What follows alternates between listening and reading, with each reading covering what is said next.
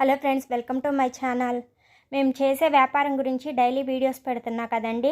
అంటే ఏ item rate change అయ్యింది, ఎంత క్వాంటిటీ పోయాలి, ఎన్ని గ్రాముల్లో పోయాలి, అలా డిఫరెంట్గా చెప్తున్నా కదా. అలాగే ఈరోజు వచ్చేసరికి నేను 2 ఐటమ్స్ గురించి చెప్తున్నానండి. అవి ధనియాలు, మసాలా. ఇవి వచ్చేసరికి ధనియాలు రేట్ చేంజ్ అయిందనమాట. అందుకని చెప్పేసి నేను మళ్ళీ వీడియో పెడుతున్నాను. వీటి గురించి క్లియర్గా ఎక్స్ప్లెయిన్ చేసేలోపు మన ఛానల్ని ఎవరైతే సబ్స్క్రైబ్ చేయలేదో సబ్స్క్రైబ్ చేసుకోండి. అలాగే వీడియో నచ్చినట్టయితే మీరు చిన్న లైక్ చేయండి. మీరు లైక్ చేస్తేనే ఈ వీడియో అనేది చాలా వరకు రీచ్ అవుతుందన్నమాట. అందుకని కంపల్సరీ వీడియోని లైక్ చేయడం మర్చిపోవద్దండి. నేను 2 ఐటమ్స్ అన్నా కదండి, అవేంటి అంటే ధనియాలు, మసాలా. నేను ధనియాలు వీడియో చేసినప్పుడు కేజీ వచ్చేసరికి 100 రూపాయలు ఉన్నాయండి.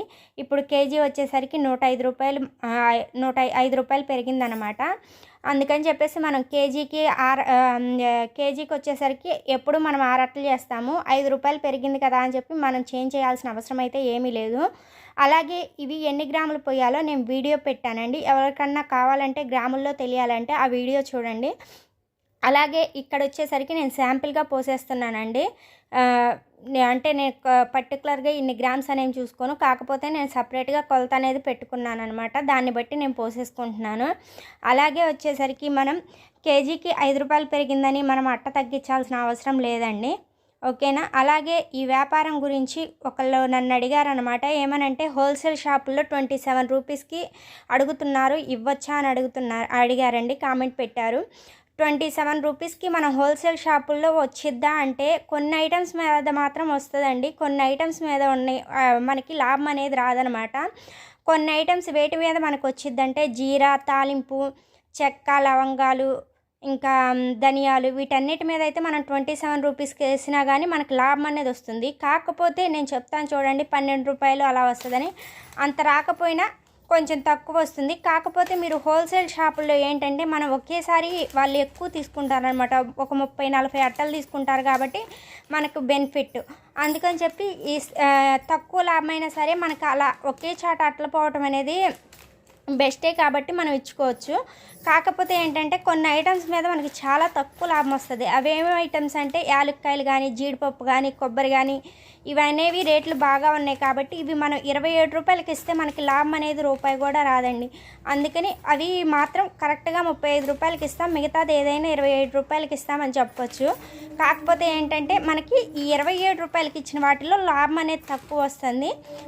మిగతా 3 ఐటమ్స్ ఏవేవి అవుతున్నాయో యాలక్కాయలు, జీడిపప్పు, కొబ్బరి అనేవి మీరు 35 రూపాయలకి తగ్గకుండా ఇవ్వండి. ఎందుకంటే వాటి మీద వచ్చే లాభమే చాలా తక్కువ అనమాట.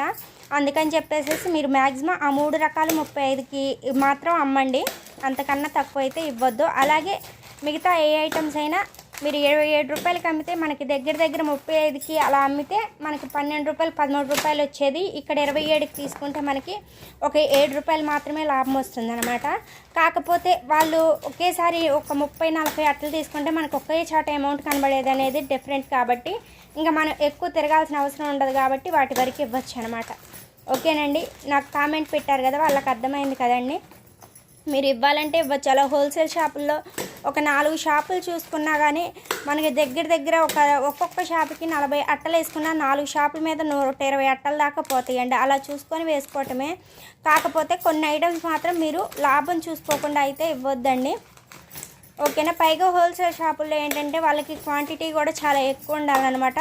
తక్కువ ఉంటే తీసుకోరు అసలు. వాళ్ళకి క్వాంటిటీ ఎక్కువ ఉండాలి, అలాగే తక్కువ రేటుకి రావాలి. అలా అయితే వాళ్ళు తీసుకుంటారు.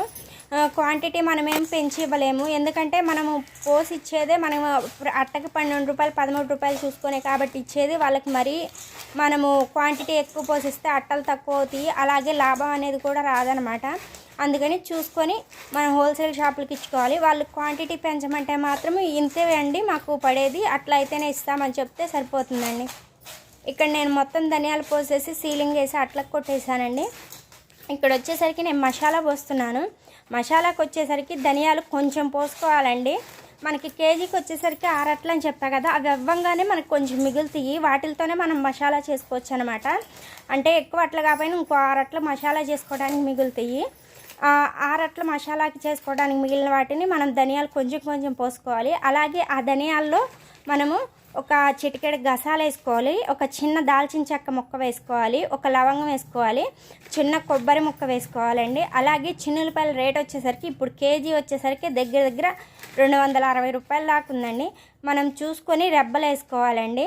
ఇక్కడ నేను వీటిలో ఈ చిన్నులపాయల్లో చిన్న సైజు చూసేసాను, అలాగే వీటిల్లో రెండు రెబ్బలు తీసేసాను ఒక్కొక్క చిన్నులపాయలు, అందుకని చూసి వేసుకోండి అండి. చిన్నులపాయలు బాగా రేటు పెరిగింది. ఇదివరకు కేజీ వచ్చేసరికి 120 అలా ఉండేది, ఇప్పుడు 260 దాకా వెళ్ళింది.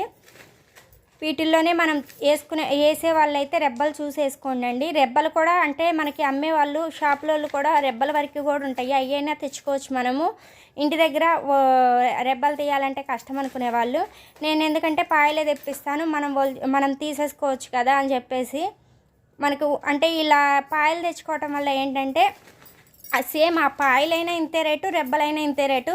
కాకపోతే రెబ్బలు ఏంటంటే కొంచెం వెయిట్ ఉండి మనకి అంత అన్ని ఎక్కువ పాయలు రావన్నమాట. అందుకని మ్యాక్సిమం చూసి పాయలు చిన్న చిన్న పాయలు వచ్చేటట్టు తెచ్చుకోండి అండి. అలా పాయలు తెచ్చుకున్న వాటిల్లో 2 రెబ్బలు మాత్రం తీసేసేయండి, అప్పుడే మనకు లాభం అనేది వస్తుంది అనమాట. కేజీకి వచ్చేసరికి చిన్నులపాయలు ఒక 22 అట్టల దాకా అవుతున్నాయి మాకైతే, మేము తెచ్చిన చిన్నులపాయలు.